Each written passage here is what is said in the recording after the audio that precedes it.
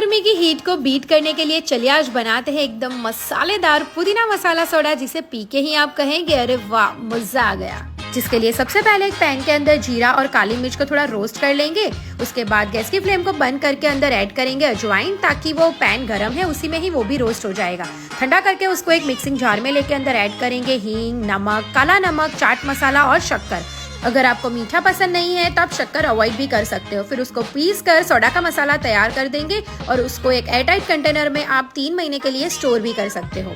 फिर वापस उसी मिक्सिंग जार के अंदर थोड़ा सा धनिया, पुदीना, हरी मिर्च और थोड़ा सा पानी ऐड करके उसको पीस कर पुदीना का पानी तैयार कर लेंगे। उसको एक ग्लास के अंदर लेकर तैयार किया हुआ सोडा का मसाला उसके अंदर लेकर थोड़े से आइस क्यूब्स ऐड कर लेंगे और नींबू का रस उसके अंदर ले लेंगे। आखिर में सोडा ऐड करके उसको मिक्स कर लेंगे और फिर बस सबकी फेवरेट और सबके मुंह में पानी आ जाने वाली पुदीना मसाला सोडा को करेंगे फटाफट से एंजॉय।